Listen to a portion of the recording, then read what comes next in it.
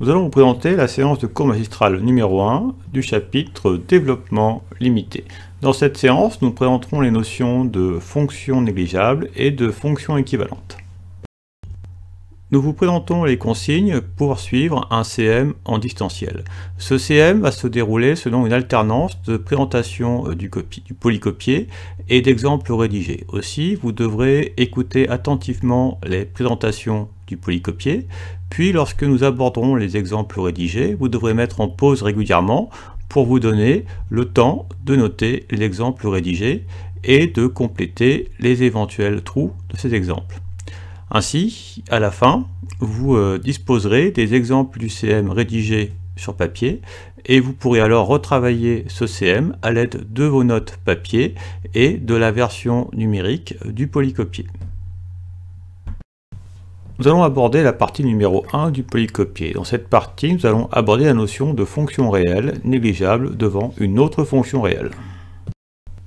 Définition. Nous allons voir la notion de fonction réelle définie au voisinage d'un point. Nous considérons une fonction réelle petit f définie sur l'intervalle grand I et un réel petit a. On dit que la fonction réelle petit f est définie au voisinage de I si l'intervalle grand I contient un intervalle de la forme a plus epsilon, a moins epsilon, et cet intervalle est ouvert. Ce qui veut dire que si je considère ici l'intervalle grand I et que a appartient à grand I, alors je peux trouver un écart positif epsilon, de sorte que en m'écartant de a sur la droite de epsilon et en m'écartant de a sur la gauche de epsilon, je fais apparaître un intervalle qui est inclus dans l'intervalle grand I. C'est-à-dire que tous les éléments compris entre moins epsilon et epsilon sont dans l'intervalle grand I. Alors, il se peut aussi que f soit seulement défini à droite de a. Alors, si f est seulement défini à droite de a, c'est-à-dire que f est défini que pour les valeurs qui sont plus grandes que a, c'est-à-dire que f est défini sur l'intervalle I de la forme, donc a avec une borne sur la droite. Alors, on dira que f est défini au voisinage de a dans ce cas, si l'intervalle grand I contient l'intervalle de la forme a plus epsilon. C'est-à-dire que je peux m'écarter sur la droite d'un écart epsilon positif. Et si f est seulement défini à gauche de a, c'est-à-dire que f est défini sur l'intervalle de cette forme, où la borne supérieure est a, nous dirons que f est aussi défini au voisinage de a si l'intervalle I contient un intervalle de la forme a moins epsilon a ouvert en a moins epsilon, c'est-à-dire qu'il est possible de s'écarter sur la gauche de epsilon tout en restant dans l'intervalle grand I. On dit que la fonction réelle petit f est définie au voisinage de plus infini si son intervalle I de définition contient un intervalle de la forme m plus infini où m désigne un réel. C'est-à-dire que grand I va contenir un intervalle de cette forme, c'est-à-dire que on peut trouver un réel petit m tel que pour tout x plus grand que m, f de x sera défini. C'est-à-dire que ainsi, f de x sera défini pour toute valeur aussi grande que l'on veut à partir du moment où elle sera plus grande que m. On dit que la fonction f est définie au voisinage de moins l'infini si l'intervalle de définition grand I de la fonction f contient un intervalle de la forme moins l'infini m, où m est encore une fois un réel, nous avons ici un intervalle ouvert, ce qui veut dire que à partir d'un réel petit m, pour toute valeur x qui sera plus petite que m, nous aurons bien que f de x sera défini. Ainsi nous pourrons définir f de x pour les valeurs aussi petites que l'on veut à partir de m. Notation, nous notons R bar, l'ensemble grand R augmenté de moins l'infini et plus l'infini. C'est-à-dire qu'à l'ensemble grand R, nous ajoutons moins l'infini et plus l'infini. Ainsi, lorsque nous aurons x qui appartient à R bar, nous aurons trois possibilités. Soit x est un réel, soit x est égal à moins l'infini, ou soit x est égal à plus l'infini. Définition. Nous présentons la notion de fonction négligeable devant une autre. Nous considérons deux fonctions réelles f et g définies au voisinage de a appartenant à R bar. Donc lorsque nous disons que a appartient à R bar, ça veut dire que soit a est un réel, ou soit a est une valeur infinie, donc pouvant être égal à moins l'infini ou plus l'infini. On dit que la fonction réelle petit f est négligeable devant la fonction réelle petit g au voisinage de a si la limite lorsque x tend vers a de f de x sur g de x est égale à 0. Nous précisons que g doit être différente de 0 au voisinage de a pour que cette limite soit bien définie. Alors, ce que cela veut dire au niveau intuitif, c'est que lorsque x tend vers a, g de x devient très très grande en valeur absolue par rapport à f de x, ce qui fait que ce quotient tend donc bien vers 0. Alors, on note la situation f est négligeable devant g au voisinage de a, se note de deux façons, elle peut se noter ainsi. Donc on lit f est négligeable devant g au voisinage de a, et on utilise donc un double inférieur, pour dire que f est vraiment très petite en valeur absolue par rapport à g lorsque x se rapproche de a. Alors nous avons une notation plus rigoureuse qui est aussi utilisée, donc f de x qui est égal à petit o de g de x au voisinage de a, qu'on appelle notation de Landau. Cette notation, à notre niveau, elle est culturelle. Nous privilégierons cette notation-là, qui est un peu moins rigoureuse que celle-ci, mais qui a l'avantage d'être plus intuitive.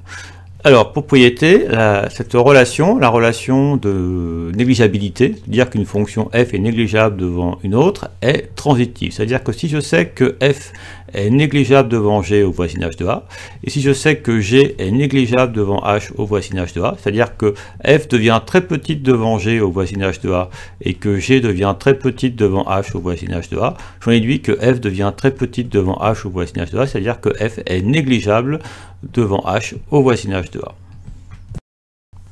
Vocabulaire. Lorsqu'une fonction f réelle petit f est négligeable devant une fonction réelle petit g au voisinage d'un réel a, on dit aussi que la fonction g est prépondérante devant f au voisinage de a. Nous allons traiter l'exemple 1.1.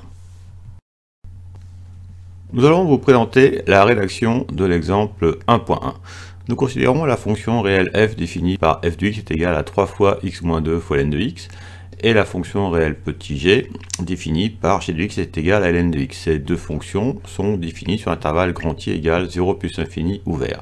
Nous nous posons la question, f est-elle négligeable devant g au voisinage de a égale 2?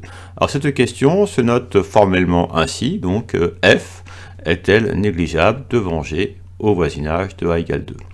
Et en termes de limite, on se pose en fait cette question-ci, la limite lorsque x tend vers 2 de f de x g de x était égale à 0. Donc si elle est égale à 0, nous pourrons bien dire que f est négligeable devant g, et si elle est différente de 0, alors nous dirons que f n'est pas négligeable devant g au voisinage de égale 2. Alors, nous allons par la suite calculer cette limite, calculer la limite lorsque x tend vers 2 de f de x sur g de x. Nous allons remplacer f de x par son expression, g de x par son expression, et nous trouverons assez rapidement la limite recherchée. Nous pourrons conclure et dire si f est oui ou non négligeable devant g au voisinage de a égale 2. Vous pouvez mettre cette vidéo en pause, prenez le temps de compléter les blancs, puis la relancer pour voir ma rédaction. Nous déterminons la limite lorsque x tend vers 2 de f de x sur g de x. Nous remplaçons f de x par son expression qui est 3 fois x moins 2 ln de x. Nous remplaçons g de x par son expression qui est ln de x. Nous voyons que nous pouvons simplifier au numérateur dénominateur la fonction ln de x. Il nous reste donc que la limite recherchée, la limite lorsque x tend vers 2 de 3 fois x moins 2. Et lorsque x tend vers 2, nous avons x moins 2 qui tend vers 0, et donc 3 fois x moins 2 qui tend vers 0. Ainsi, la limite lorsque x tend vers 2 de f de x de x est bien égale à 0. Nous pouvons donc dire que f est négligeable devant g au voisinage de a égale 2. Nous considérons un autre exemple. Donc nous posons f la fonction définie par f de x égale racine de x et g la fonction définie par g de x égale à racine au carré plus 1. Nous posons la question, la fonction réelle petit f est-elle négligeable devant g au voisinage de plus infini? Donc pour cela nous allons étudier la limite lorsque x tend vers plus infini de f de x g de x. Si cette limite est nulle, alors nous pourrons répondre oui à cette question, et si elle est différente de 0, alors nous répondrons non. Alors pour calculer cette limite, nous remplaçons f de x par son expression, nous remplaçons g de x par son expression, et nous ferons apparaître dans le premier temps une forme indéterminée. Pour lever l'indétermination, nous utiliserons comme stratégie de faire apparaître le radical d'une fraction, en utilisant que racine de a sur racine de b est racine de a sur b, puis nous étudierons la limite de l'expression qu'il y aura sous le radical. C'est-à-dire que cette expression sera égale à x sur x au carré plus 1. Regardons la limite donc en plus infini de x au carré plus 1. Ceci est une fraction de polynôme, et nous savons que en plus ou moins l'infini, la limite d'un polynôme est égale à la limite de son terme de plus. Alors il faut dire si c'est plus petit ou plus haut, et ainsi dans x au carré plus 1, nous pourrons remplacer cette expression par son terme de plus 3 petits points degrés, en appliquant donc ce rappel de règle. Nous aurons ainsi facilement donc la limite lorsque x tend vers plus infini de cette fraction. Et alors la limite de f de x de x sera égale à la racine carrée de la valeur trouvée. Et ensuite, selon le résultat obtenu, nous pourrons conclure. Vous pouvez mettre cette vidéo en pause, prenez le temps de compléter les blancs, puis la relancer pour voir ma rédaction.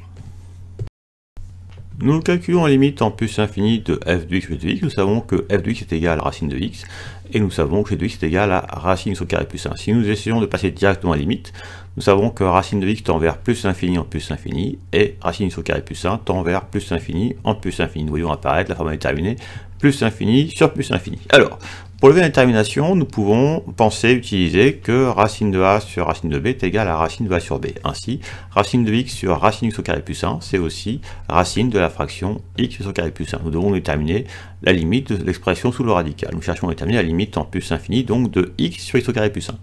Alors nous savons que la limite en plus ou moins l'infini d'un polynôme est égale à la limite en plus ou moins l'infini de son terme, de plus au degré. Ainsi, nous allons remplacer x au carré plus 1 par son terme de plus au degré, qui est x au carré, puisque nous cherchons une limite en l'infini.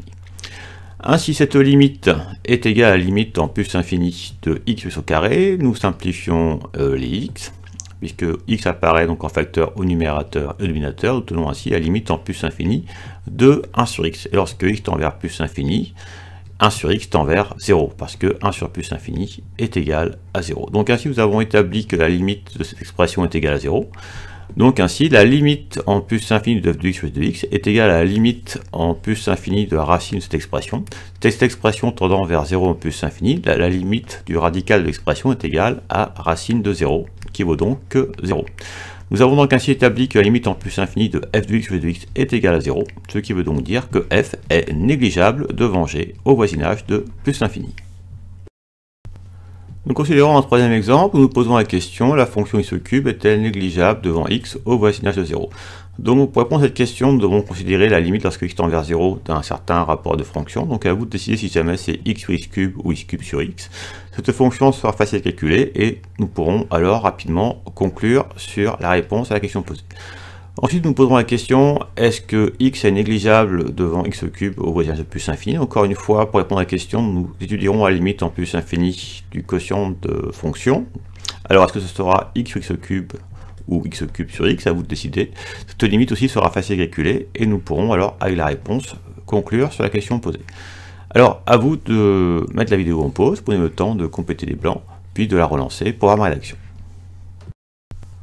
Pour déterminer si x cube est négligeable devant x au voisinage de 0, nous devons étudier la limite lorsque x tend vers 0 de x cube sur x est aussi égal à la limite lorsque x tend vers 0 de x au carré.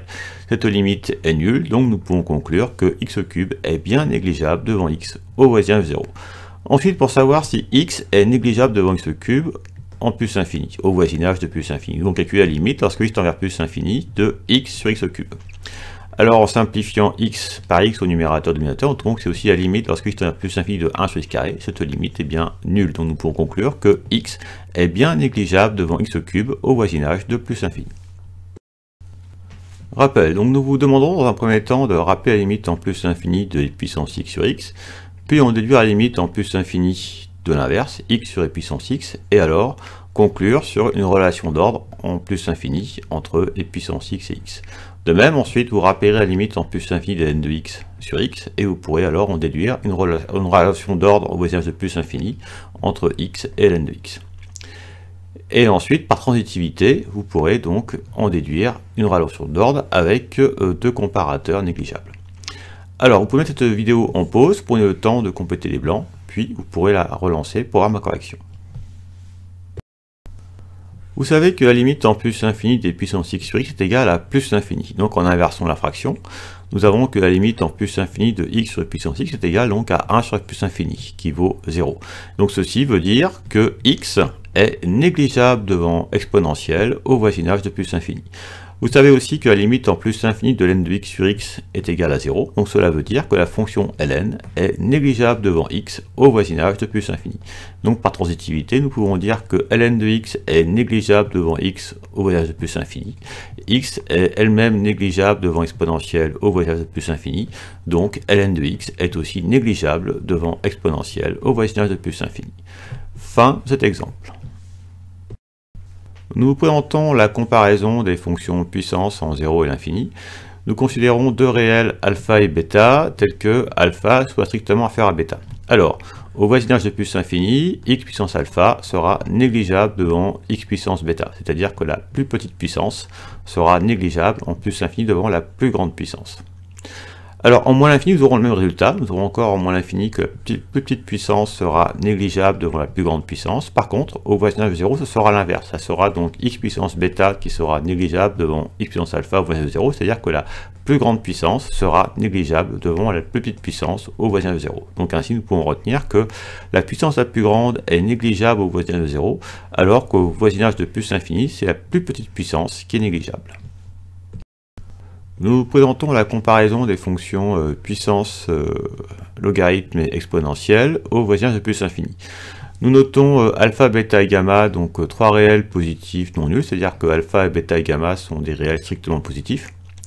Alors nous avons que la puissance du logarithme est négligeable en plus infini devant la puissance de x, qui est elle-même négligeable en plus infini devant la puissance de l'exponentielle, parce que vous savez que e puissance x à la puissance gamma, c'est aussi exponentielle gamma x. Donc ceci est équivalent à dire en termes de limite que la limite en plus infini, donc une puissance de ln sur une puissance de x est égale à 0, et que la limite en plus infini d'une puissance de x sur une puissance de l'exponentielle soit égale à 0. Et cela veut aussi dire, par transitivité, que une puissance de ln divisée par une puissance exponentielle est aussi égale à 0 en plus infini. Nous allons présenter l'exemple 1, 1 bis. Nous présentons la rédaction de l'exemple 1 bis. Donc nous rappelons que pour trois réels strictement positifs, alpha, bêta et gamma, nous avons que la puissance du ln, donc ln puissance alpha, est négligeable en plus infini devant la puissance de x, c'est-à-dire x puissance bêta, qui est elle-même négligeable en plus infini devant exponentielle gamma x. Alors, application, nous avons donc ici une puissance de ln avec un exposant positif et une puissance de x avec un exposant positif. Nous savons alors que la puissance du ln sera négligeable devant la puissance de x en plus infini. Ensuite, ce résultat, nous pouvons l'interpréter à l'aide d'une limite.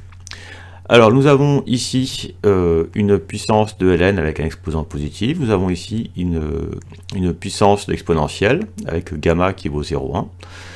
Alors, nous savons que cette puissance de ln sera négligeable devant la puissance exponentielle en plus infini. Nous pouvons donc écrire la limite qui correspond à cette affirmation. Et de même, ici, nous avons une puissance de x avec un exposant positif. Nous avons donc une puissance exponentielle avec la gamma qui est égale à 0,2. Nous savons donc que cette puissance de x est négligeable en plus infini devant cette puissance exponentielle, et nous pouvons alors écrire nous pouvons donc alors donner la limite exprimant cette affirmation. Vous pouvez mettre cette vidéo en pause, prenez le temps d'écrire ces trois limites, puis relancer la vidéo pour avoir ma rédaction. Dire que ln à la puissance 500 de x est négligeable devant x puissance 0,2 en plus infini, c'est équivalent à dire que la limite en plus infini de ln de x à la puissance 500 sur x puissance 0,2 est égale à 0. De même, dire que ln à la puissance 800 est négligeable devant exponentielle 0,1 fois x en plus infini, c'est équivalent à dire que la limite en plus infini de ln à la puissance 800 de x sur exponentielle 0,1 de x est égale à 0. Et dire que x puissance 300 est négligeable devant exponentielle 0 de x en plus infini est équivalent à dire que la limite en plus infini de x puissance 300 sur exponentielle 0 de x est égale à 0. Au niveau intuitif, ce que nous pouvons retenir, c'est que en plus l'infini, exponentielle gamma x avec gamma positif est, strictement positif, est le gros costaud.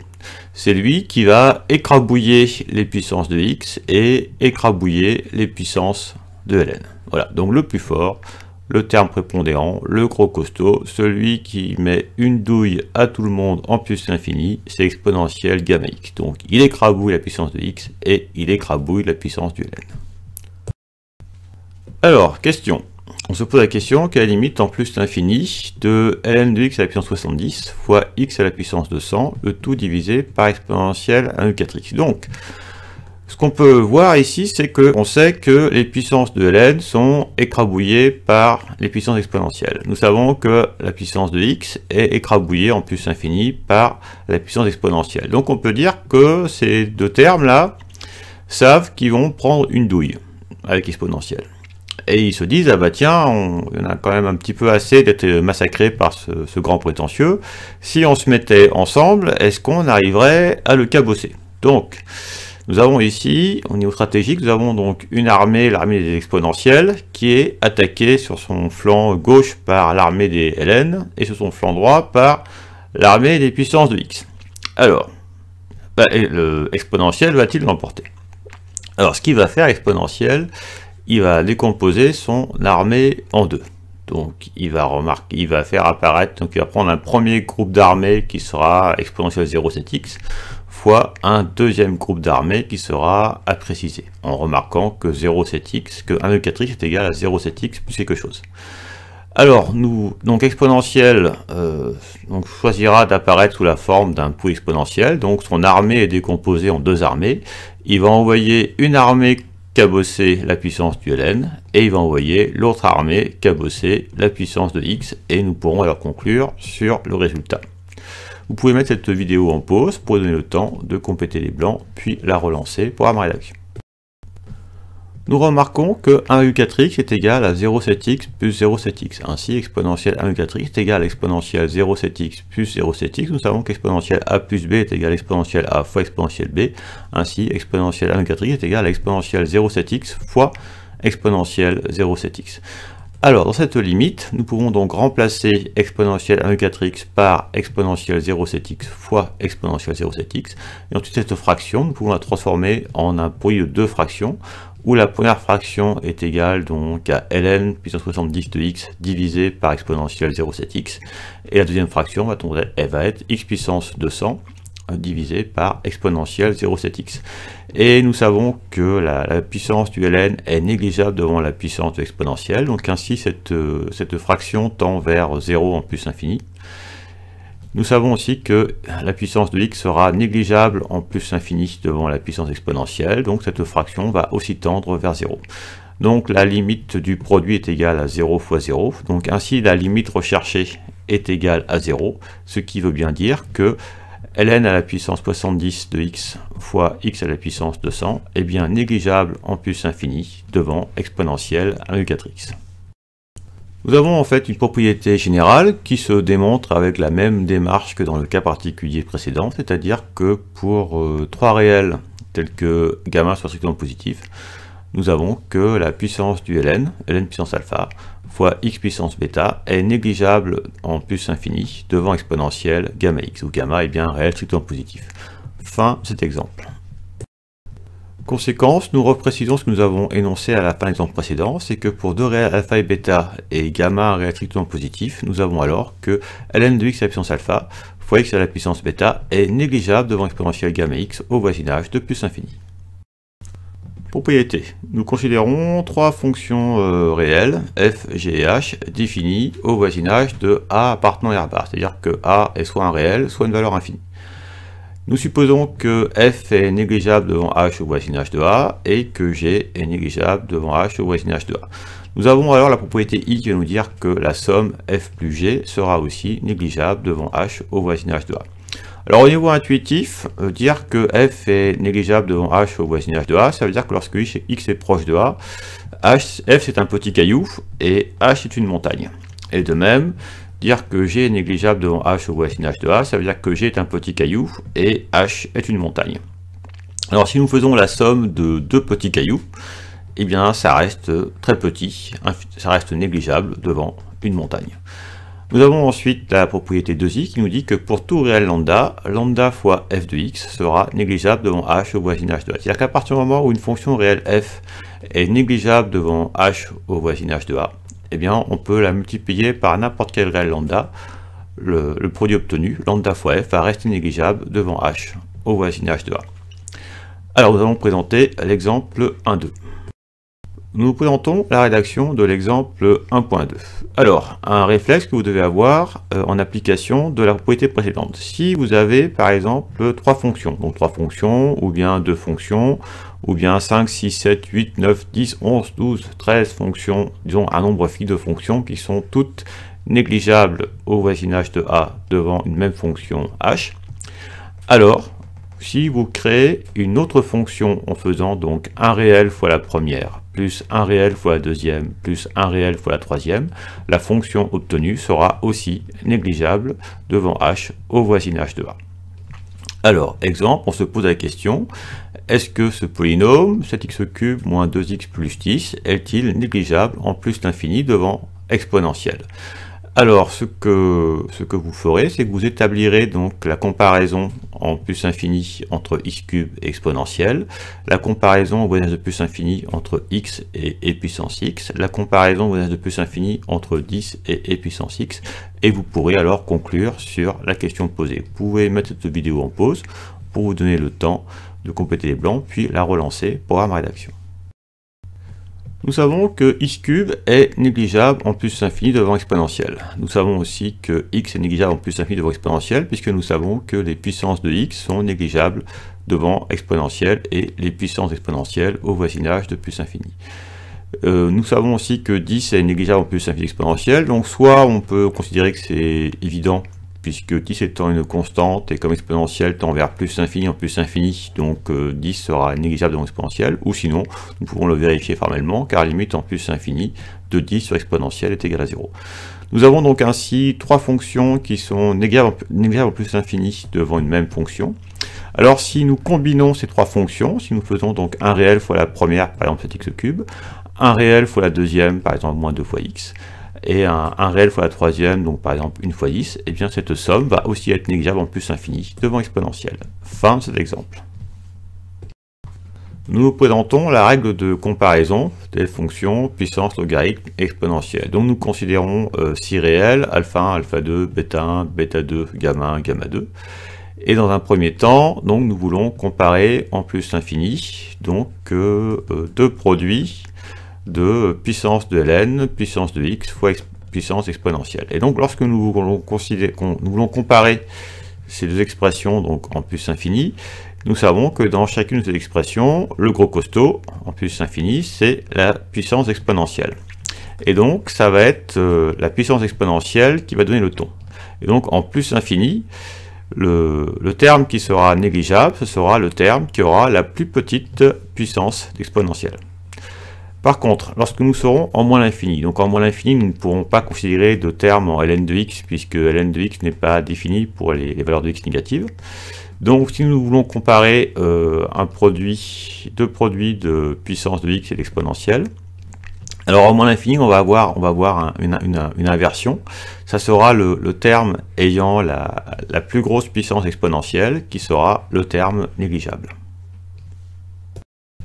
Alors ensuite, si nous voulons comparer en plus l'infini, donc deux produits de puissance de ln fois une puissance de x. Alors, donc ici nous savons qu'en plus l'infini, le gros costaud, c'est la puissance de x. C'est elle qui écrabouille la puissance du ln. Donc ce sont les gros costauds qu'on va comparer entre eux. Et donc en plus infini, ça sera donc le terme ayant la plus petite puissance de x qui sera négligeable devant l'autre. Mais si par contre nous allons en O+, alors là il va y avoir une inversion. Le terme qui sera négligeable, ça sera le terme ayant la plus grande puissance de x, donc au voisinage de O+. Nous allons traiter l'exemple 1,3. Nous présentons la rédaction de l'exemple 1,3. Alors dans un premier temps, nous considérons donc ces deux fonctions, la première étant x puissance 1000 fois ln de x à la puissance 3102, et la deuxième fonction étant exponentielle 0,0001 fois x divisé par ln à la puissance 30 de x fois x à la puissance 5000. Et on se pose la question, au voisinage de plus l'infini, qui écrabouille qui? Est-ce que c'est ce terme-là donc qui est négligeable devant l'autre, ou est-ce ce terme-là qui est négligeable devant le premier? Donc il faut mettre le double inférieur dans le bon sens. Donc à vous de décider, selon la règle de comparaison, dans quel sens est-ce qu'il faut positionner le double inférieur. Et de même, deuxième comparaison, on voudra aussi comparer en plus l'infini. On se pose la question, quel est le gros costaud, quel est le terme qui est négligeable devant l'autre en plus l'infini, entre ln de x à la puissance 1000 fois x5 et x à la puissance 5,0001 divisé par ln de x à la puissance 7000. Donc vous pouvez prendre un temps de réflexion pour compléter les blancs, puis vous pouvez prendre un temps de réflexion pour compléter les blancs donc en mettant la vidéo en pause, puis vous pourrez la relancer pour avoir ma rédaction. Nous voulons comparer ces deux expressions pour x au voisinage de plus infini. Dans la deuxième expression, nous voyons apparaître une exponentielle.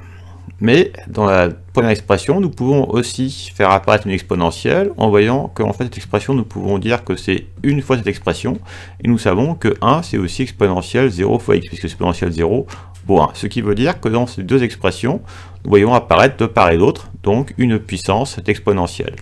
Où la puissance exponentielle pour la première est donc gamma 1 égale 0, gamma 1 fois x, et la puissance de l'exponentielle pour la deuxième, et donc gamma 2 égale 0,001. Et nous savons qu'en plus l'infini, c'est donc les fonctions exponentielles qui vont donner le taux. C'est-à-dire que c'est le terme qui aura la plus petite exposant exponentielle qui sera négligeable au voisinage de plus l'infini. Nous voyons donc que c'est la première expression pour laquelle la puissance exponentielle est égale à 0, qui est inférieure à l'autre puissance exponentielle qui est égale à 0,001. Donc c'est donc ce terme-ci qui est négligeable devant l'autre. Alors ça peut un peu surprendre parce que on se dit que ici nous avons donc une puissance de x élevée, une puissance de ln élevée. D'autre côté, nous avons une exponentielle avec un petit exposant qui est en plus divisé par une puissance de ln et une puissance de x, c'est-à-dire que cette exponentielle traîne deux boulets au pied, et malgré tout, il va réussir en plus l'infini à écrabouiller cette expression et à devenir énorme lorsque x tend vers plus l'infini par rapport à cette expression. Alors nous considérons ensuite l'autre comparaison réalisée. Donc nous avons ici ln de x à la puissance 1000 fois x puissance 5 et x puissance 5,001 sur une puissance de ln. Alors, on pourrait se dire dans un premier temps que l'écart entre les deux exposants n'est pas très élevé, l'exposant de x, et en plus, celui qui a l'exposant le plus élevé traîne un boulet au pied. Mais est-ce que cela va lui permettre ou pas, malgré tout, d'écrabouiller le premier terme? Alors ici, donc, nous avons une puissance de ln fois une puissance de x de chaque côté. Donc nous savons que ce qui va donner le ton, ça va être donc la puissance de x. Alors nous savons que pour le premier terme, première expression, la puissance de x est bêta 1 égale 5, et pour la deuxième expression, la puissance de x est bêta 2 égale 5,0,01. Nous remarquons donc que la première puissance de x est inférieure à la deuxième puissance de x, donc en plus l'infini, ce terme-là sera négligeable devant celui-ci. Donc même si l'écart entre les deux puissances de x est pas très élevé, il n'empêche que lorsque x va tendre vers plus l'infini, eh bien ça va avoir un résultat conséquent puisque ce terme sera prépondérant par rapport à celui-ci, c'est-à-dire que ce terme va devenir énorme par rapport à celui-ci. Fin de cet exemple. Nous allons maintenant traiter la partie numéro 2 du polycopier. Nous allons présenter la notion de fonction équivalente. Définition. Nous présentons la notion de fonction équivalente. Nous considérons f et g deux fonctions réelles définies non nulles au voisinage de a appartenant à R bar. Donc a appartient à R bar veut dire que a est réel ou que a est une valeur infinie, pouvant être donc plus infini ou moins infini. On dit que les deux fonctions f et g sont équivalentes au voisinage de a si la limite lorsque x tend vers a de f de x, g de x est égale à 1. Donc ce qui veut dire que lorsque x tend vers a, les valeurs de g de x et de f de x tendent à se rapprocher jusqu'à devenir indiscernables, devenir très proches l'une de l'autre. Et on note ceci avec cette notation-là, donc ceci veut dire que f est équivalente à g au voisinage de a. Propriété, la relation d'équivalence est transitive, c'est-à-dire que si f est équivalente à g au voisinage de a, et que g est équivalente à h au voisinage de a, alors f est équivalente à h au voisinage de a. Donc au niveau intuitif, c'est assez naturel, parce que dire que f est équivalente à g au voisinage de a, ça veut dire que lorsque x se rapproche de a, f de x et g de x deviennent très proches l'une de l'autre. Donc ainsi, f de x devient très proche de g de x lorsque x tend vers a. Nous avons que g de x devient aussi très proche de h de x lorsque x se rapproche de a. Donc naturellement, f de x va aussi être très proche de h de x lorsque x se rapproche de a. C'est-à-dire que f sera bien équivalente à h au voisinage de a. Remarque que pour tout réel grand L non nul, on a les équivalences suivantes, c'est-à-dire que dire que f de x est équivalente à grand L à la fonction constante égale grand L au voisinage de a. Donc en termes de limite, ça veut dire que la limite lorsque x tend vers a du quotient f de x sur grand L est égal à 1, ce qui veut donc aussi dire que la limite lorsque x tend vers a de f de x est égal à grand L. Donc ceci aussi est naturel, puisque dire que f de x est équivalente à grand L au voisinage de a, ça veut dire que lorsque x tend vers a, f de x se rapproche de plus en plus de grand L, jusqu'à devenir indiscernable avec cette valeur grand L. Donc ce qui veut bien dire que la limite lorsque x tend vers a de f de x est égale à grand L. Nous allons présenter l'exemple 2.1. Nous présentons la rédaction de l'exemple 2.1.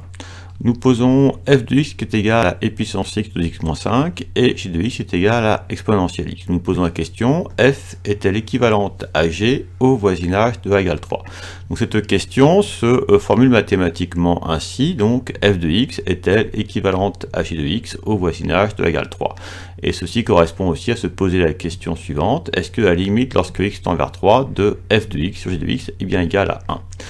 Alors, pour répondre à la question, nous allons déterminer cette limite, déterminer la limite lorsque x tend vers 3 de f de x sur g de x. Pour cela, nous allons remplacer f de x par son expression et g de x par son expression.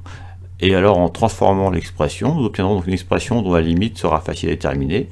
Cette limite, nous la préciserons et nous conclurons alors sur la relation d'ordre entre f de x et g de x. Vous pouvez mettre cette vidéo en pause, prenez le temps de compléter les blancs, puis la relancer pour avoir ma rédaction.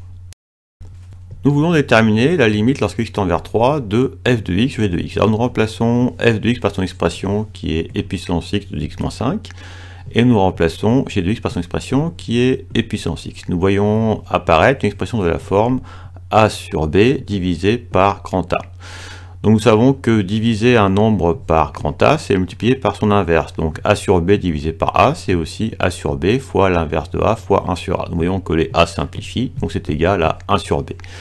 Donc ainsi, exponentielle x de x-5 divisé par exponentielle x, les exponentielles se simplifient, nous obtenons donc 1 sur x-5. La limite lorsque x tend vers 3 de 1 sur x-5 est égal à 1 sur 6 moins 5, ce qui donne bien 1 sur 1 qui vaut 1. Nous avons aussi établi que la limite lorsque x tend vers 3 de f de x sur g de x est égale à 1. Nous pouvons donc conclure que f de x est équivalente à g de x au voisinage de a égale 3. Deuxième exemple, nous posons f de x qui est égal à x au carré plus 5 et g de x qui est égal à la fonction constante égale à 6. Nous posons la question, a-t-on f de x équivalent à g de x au voisinage de 1?